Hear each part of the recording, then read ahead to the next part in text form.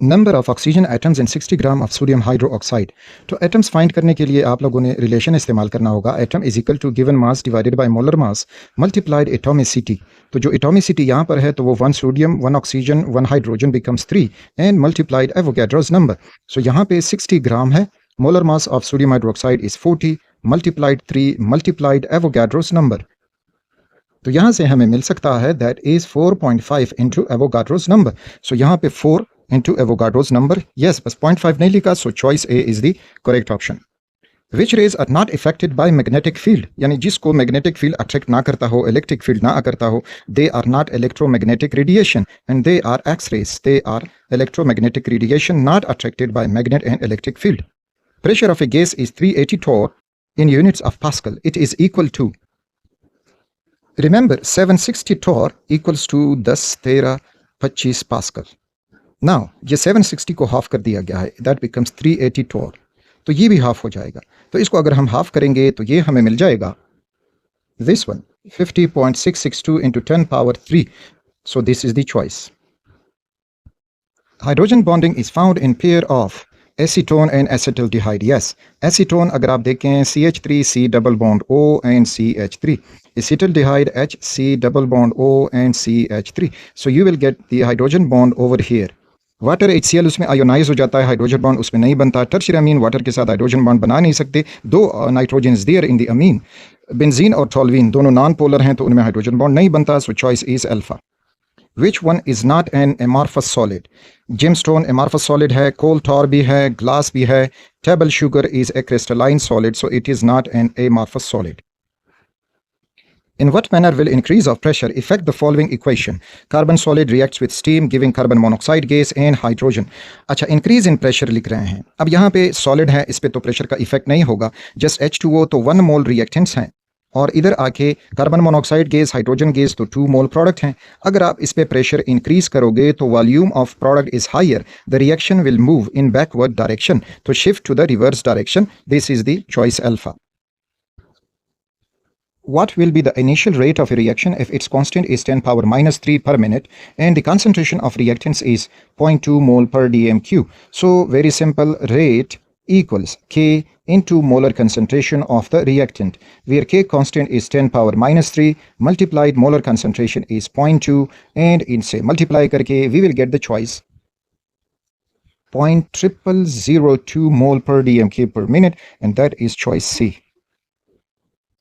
Which process is endothermic? अच्छा, अब यहाँ पे कोई क्लू नहीं दिया गया है कौन सा प्रोसेस एंडोथर्मिक होगा। मीथेन जब जलता है so it is combustion reaction, it is exothermic not endothermic. Sulphur dioxide जब सल्फर और ऑक्सीजन रिएक्ट करते हैं, sulphur dioxide, it is exothermic. Hydrogen और ऑक्सीजन जब रिएक्ट करते हैं तो इनसे वो ब्लास्ट सा होता है, तो ये भी एक्सोथर्मिक है। तो अब जो बचता चॉइस है that is choice C, hydrogen और आयोडीन रिएक्ट करके हाइड्रोजन आयोडाइड बनाते हैं and it is endothermic. In the formation of 1 mole of HCl gas, how many liters of hydrogen are required? तो वेरी सिंपल है, hydrogen gas जब chlorine gas से react कर देता है तो 2 HCl गैस बन जाते हैं, मींस कि 2 मोल ऑफ HCl बनाने के लिए 1 मोल हाइड्रोजन चाहिए। अब वो 1 मोल HCl मांग रहे हैं, तो अगर ये 1 हो जाएगा HCl तो हाइड्रोजन भी हाफ हो गए, 0.5 हो जाएगा। अब हम जानते हैं कि 1 मोल जो है अगर STP है तो 22.4 लीटर ऑफ वॉल्यूम ऑक्यूपाई करेगा। अब अगर ये 0.5 मोल हो जाएगा तो वॉल्यूम भी हाफ होके 11.2 लीटर हो जाएगा, and that is choice beta.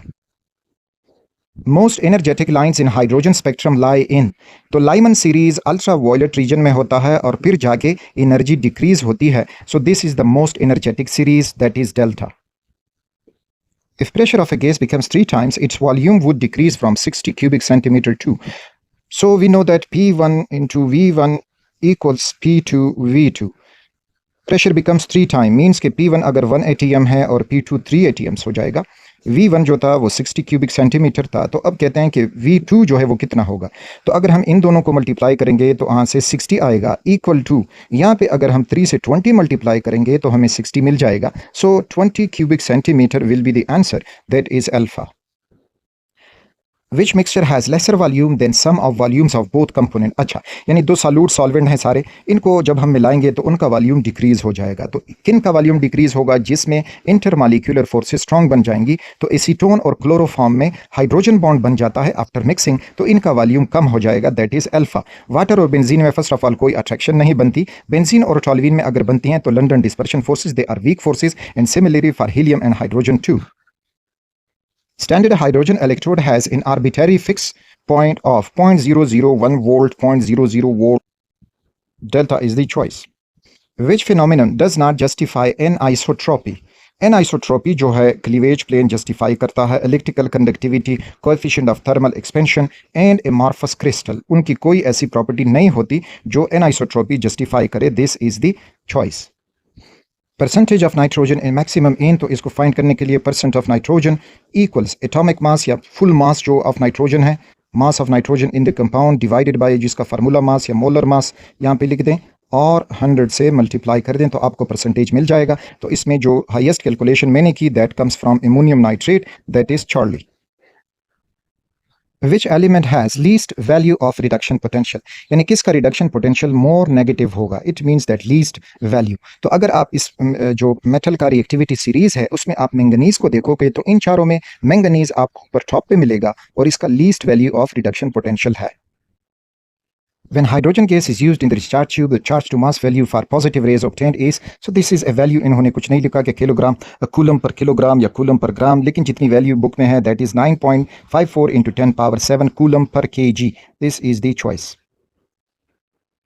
Which graph can be constructed to judge non-ideal behavior of a gas?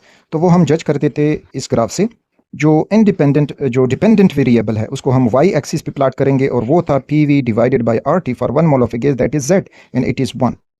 फिर यहाँ पे हम प्रेशर प्लाट करते थे और प्रेशर के साथ इस Z की वैल्यू आइडियल गैस के लिए 1 ही रहेगी, जितना प्रेशर बढ़ेगा नॉन आइडियल गैस के लिए ये ऊपर नीचे जा सकती है। सो Z versus P, that is Z and pressure graph, choice delta. Temperature भी कर सकते हैं, लेकिन टेम्परेचर यहाँ पे y एक्सिस पे दिखाया गया है और यहाँ पे उन्होंने z दिखाया गया है, that is the representation is incorrect. Rate of evaporation is lowest for, तो जिसका बॉइलिंग पॉइंट हाई उसका एवापोरेशन रेट सबसे लो। एवापोरेशन डिपेंड करता है अपॉन इंटरमॉलिक्यूलर फोर्सेस। यहाँ पे अब हमें पोलर नॉन पोलर दी गई हैं, यस, लेकिन मॉलिक्यूलर साइज और मॉलिक्यूलर की जो ज्योमेट्री होती है या उनकी पैकिंग होती है तो वो भी इंटरमॉलिक्यूलर फोर्सेस को इफेक्ट करती हैं। तो यहाँ पे बेंजीन जो है वो हाईएस्ट बॉइलिंग पॉइंट रखता है, जिसकी वजह से उसकी एवापोरेशन लोवेस्ट होगी, that is choice C. Which pair of substance do not show isomorphism, अच्छा ये आपने अब याद रखना होगा, इसमें सोडियम क्लोराइड और जो सीजियम क्लोराइड है they are not isomorphic, that is beta. Carbonic acid is prepared as if 66 gram of carbon dioxide is mixed with 36 gram of water, mass of carbonic acid formed is, अच्छा first of all यहाँ पे हमें limiting reactant ढूंढना होगा, that is carbon dioxide H2O और मिल जाता है carbonic acid. Balanced equation है और इसमें अब हम देखेंगे तो 1 mole carbon dioxide reacts with 1 mole of water, that means that 44 ग्राम है और ये 18 ग्राम है। उन्होंने अब 66 ग्राम कार्बन डाइऑक्साइड दिया है और 36 ग्राम वाटर दिया है, इनको मोल्स में कन्वर्ट करें। दिस इज डिवाइडेड बाय 44 उसका मोलर मास और ये है डिवाइडेड बाय 18 उसका मोलर मास। यहाँ से हमें मिल जाएगा 1.5 मोल और 18 दूनी 36, यहाँ से 2 मोल। सो मीन्स कि इसमें अब हमें 1 मोल H2O के लिए 1 मोल कार्बन डाइऑक्साइड चाहिए, अब 1.5 मोल के लिए 1.5 H2O चाहिए। सो मीन के H2O एक्सेस रिएजेंट दिया गया है। अब यहाँ पे कार्बन डाइऑक्साइड लिमिटिंग रिएक्टेंट है और यही हमें प्रोडक्ट का अमाउंट डिसाइड करके देगा। अब जब ये 1 मोल कार्बन डाइऑक्साइड से 1 मोल कार्बोनिक एसिड इक्वेशन में बनता है तो 1.5 मोल से 1.5 मोल कार्बोनिक एसिड बनेगा। अब इस कार्बोनिक एसिड को कन्वर्ट कर दें उसके मास में और हमें आंसर मिल जाएगा। तो moles multiply it's molar mass, तो मोलर मास इसका हो जाता है 72 और 72 इससे मल्टीप्लाई होकर हमें इसका मास मिल जाएगा, सॉरी दिस इज 62 और 62 जब 1.5 से मल्टीप्लाई करेंगे तो हमें मिल जाएगा 93 ग्राम। सो 93 gram is this choice Charlie. Correct order of heats of sublimation, vaporisation and fusion is, तो रिमेंबर सब्लिमेशन में कन्वर्ट हो जाता है इनटू गैस। सॉलिड को अगर हम ये करेंगे दे सॉलिड तो ये लिक्विड हो जाएगा, लिक्विड पे जाके गैस हो जाएगा और सब्लिमेशन में डायरेक्टली इसमें कन्वर्ट होगा। तो मीन्स कि जो सब्लिमेशन है, this sublimation is equal to sum of heat of vaporization plus heat of fusion. तो सब्लिमेशन ज़्यादा हीट होगा देन फ्यूजन ज़्यादा होगा then vaporization. So heat of sublimation greater than heat of fusion greater than heat of vaporization, choice Charlie. Two electron placed in sub shell with L is equal to 0। अच्छा, जब sub shell L is equal to 0 होगा तो वो S है और S में एक ही orbital है और उसमें दोनों इलेक्ट्रॉन आपको इस फॉर्म में मिलेंगे, तो उनकी डिफरेंट वैल्यू जो हमें मिलेगी तो वो स्पिन क्वांटम नंबर की डिफरेंट मिलेगी। यहाँ पे इन्होंने जो नोटेशन है ये गलत दिया है। This is small n for principal quantum number, small l for azimuthal, small m या ml for magnetic quantum number and S for spin quantum number. So choice delta is here. The deviation of a gas from ideal behavior is maximum 8। तो deviation maximum होगा low temperature high pressure पे। तो low temperature और high pressure, low temperature हमें इधर मिलता है -10, फिर जाके high pressure 5 atm high pressure, 2 atm low pressure, तो मीन्स कि हमें मिलेगा this choice A. Low temperature high pressure makes a gas more non ideal. In an endothermic reaction, 2N2O5 gives 2N2O4 plus O2 moves forward when। देखें, oxygen is added तो backward आएगा, no forward नहीं जाएगा। Catalyst is added, इसका कोई effect नहीं होता forward backward पे। टेम्परेचर इज इंक्रीज्ड, एंडोथर्मिक है, अगर हम टेम्परेचर बढ़ाएंगे तो रिएक्शन फॉरवर्ड जाएगा, तो ये हमारा चॉइस बीटा है। प्रेशर इंक्रीज, नो प्रेशर, क्योंकि इधर प्रोडक्ट 2 मोल के हैं, रिएक्टेंट 2 मोल के हैं, सो सॉरी 3 मोल के हैं product, because 1 for oxygen 1 for this and so becomes 3, तो ये बैकवर्ड जाएगा अगर हम प्रेशर इंक्रीज करेंगे। सो temperature is the choice. Correct anode reaction for a primary battery, anode जिस पे लॉस ऑफ इलेक्ट्रॉन होता हो, तो फर्स्ट में भी लॉस ऑफ इलेक्ट्रॉन हो रहा है, यानी ऑक्सीडेशन जिस पे हो रही हो, और यहाँ पे भी हो रहा है। यहाँ पे गेन ऑफ इलेक्ट्रॉन हो रहा है, it is not anode reaction, और यहाँ पर भी लॉस हो रहा है। अब प्राइमरी बैटरी है, तो प्राइमरी बैटरी में लीड और H2SO4 जो है वो सेकेंडरी बैटरी में इस्तेमाल होते हैं, तो ये भी नहीं बचा। और प्राइमरी बैटरी में जिंक का जो कंटेनर है दैट एक्ट्स एज एनोड, और वहाँ पे लॉस ऑफ इलेक्ट्रॉन होता है, that is beta choice. Burning of 24 gram of carbon in excess of oxygen gives 88 gram of carbon dioxide. This is theoretical yield. हमने calculation से किया और देखते हैं कि अब ये कैलकुलेशन से रिलेट होगा कि नहीं। तो first of all carbon reacts with oxygen giving carbon dioxide. अब यहाँ पे 12 ग्राम, ये 44 ग्राम बनेगा according to the stoichiometric calculation. जब ये 24 हुआ मींस डबल हुआ, तो ये भी डबल बन जाएगा। तो हमें वही अमाउंट मिल रहा है स्टेटमेंट के मुताबिक जो कैलकुलेशन में है। This is why it is a theoretical yield. अगर ये एक्चुअल यील्ड होता तो फिर ये 88 से ज़रूर कम होता। So this is a theoretical yield.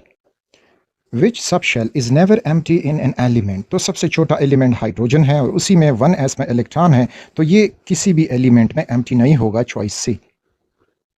Molecular weight of a gas that diffuses twice as rapidly as gas with molecular weight of 64 is। अच्छा, चलो जो मालूम करते हैं उसको हम गैस 1 लेते हैं। So R1 divided by R2 equals under root M2 divided by M1। Values इसमें अगर लगाएंगे तो R1 ट्वाइस डिफ्यूज़ करता है, तो ये 2 हो जाएगा और दूसरा हो जाएगा 1 equals to under root M2 का मोलर मास दिया गया है 64 और ये दूसरा अननोन है, तो वो उसको हम बस M1 ही रख देंगे। अब कैलकुलेशन करेंगे तो इस साइड का भी स्क्वायर ले लें, इस साइड का भी स्क्वायर ले लें, ये स्क्वायर अंडर रूट ख़त्म हो जाएंगे और 2 दूनी 4, तो हो जाएगा 4/1 equals to 64 divided by M। M left पे आएगा, 4 राइट पे डिवाइड हो जाएगा, so M is equal to 64 divided by 4, 4 एकम 4 और 16 4 64, so 16 is the molar mass of the unknown gas, that is choice alpha. Which factor does not affect the geometry of molecules? Number of lone pair, yes, effect करता है। Number of surrounding atoms, ये भी effect करता है। Multiplicity of the bond, no, ये effect नहीं करता। Nature of electron pair, yes, ये भी इफेक्ट करता है। So choice Charlie। Correct relationship between Kc and Kx is। अच्छा, इनका रिलेशन आपने कुछ डिराइवेशन इसमें करनी होंगी, फिर जाके आपको ऑप्शन मिलेगा। फर्स्ट ऑफ ऑल हम जानते हैं कि Kp is equal to Kx RT raised to power delta n। ये Kp और Kc का रिलेशन है। दूसरी तरफ Kp और Kx का relation Kp Kx equals RT divided by V raised to power delta n। अब जो Kp है इसकी वैल्यू यहाँ से उठा के इधर लगा दें, तो आपको मिल जाएगा Kx RT divided by V raised to power delta n equals Kc RT raised to power delta n। RT power delta n left पे आके इसके साथ कैंसिल हो जाएगा, क्योंकि इधर भी RT raised to power delta n मौजूद है, तो हमें फाइनल मिल जाएगा Kx 1/V raised to power delta n is equal to Kc। So this is the relation. तो ये रिलेशन मैच करता है with beta. Maximum number of atoms are found in 18 gram of water, तो ये हुआ 1 मोल multiplied, इसमें atomicity 3 है, equals 3 into Avogadro's number. 49 gram of H2SO4, तो 49 ग्राम H2SO4 0.5 मोल हुआ, मल्टीप्लाइड H2SO4 की एटॉमिसिटी, हाइड्रोजन और सल्फर 3 हुए और साथ में 4 ऑक्सीजन इज 7 इससे मल्टीप्लाई होगा तो ये हो जाएगा 3.5 multiplied Avogadro's number. 20 gram of calcium oxide, अच्छा इसका तो ये फार्मूला गलत दिया है, CaOH होल 2 होना चाहिए और फिर जाके इसका मोलर मास 72 बनता है। 72 को अगर हम 20 पे डिवाइड करेंगे, divide by 20, so you will get 3.6 multiplied इसकी एटॉमिसिटी हमें मिलती है 1 कैल्शियम, 2 ऑक्सीजन और 2 हाइड्रोजन, तो ये हुए 4 और 5, सो इट इज़ 5। तो इसको 5 से मल्टीप्लाई करेंगे तो we will get 18 into Avogadro's number और 12 gram of hydrogen becomes 6 mole. अब मल्टीप्लाइड एटॉमिसिटी उसकी 2 है तो 2 चक्की 12, 12 एवोगाड्रोस नंबर एटम इसमें होंगे।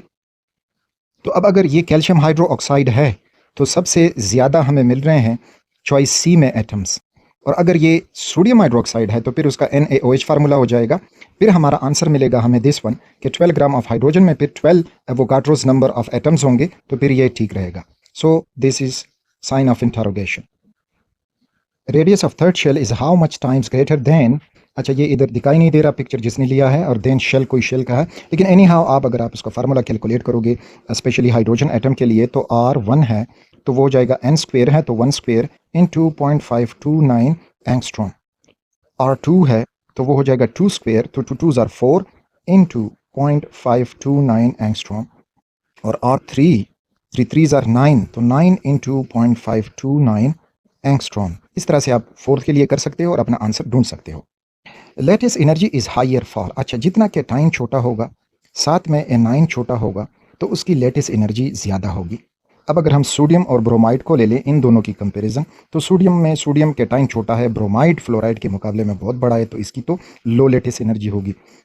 इसी तरह से पोटाशियम ब्रोमाइड, तो पोटाशियम ग्रुप में नीचे है और ब्रोमाइड का साइज़ बड़ा है तो इस वजह से इसकी भी वो लेटेस्ट एनर्जी लो होगी। अब रहता है सोडियम फ्लोराइड और लिथियम क्लोराइड, तो अब यहाँ पे अगर ये कुछ वैल्यूज़ दे जाते हैं फिर कैलकुलेट कर जाते हैं, क्योंकि ये इस जैसे क्वेश्चंस में वैल्यूज़ देने चाहिए स्टूडेंट्स के लिए, जस्ट वो कंसेप्ट का पूछना चाहिए कि कॉन्सेप्ट क्या है। तो कॉन्सेप्ट ये कि जितना केटाइन छोटा होगा, अब यहाँ पे सोडियम लिथियम केटाइन छोटा है लेकिन क्लोराइड एनाइन फ्लोराइड के मुकाबले में बड़ा है।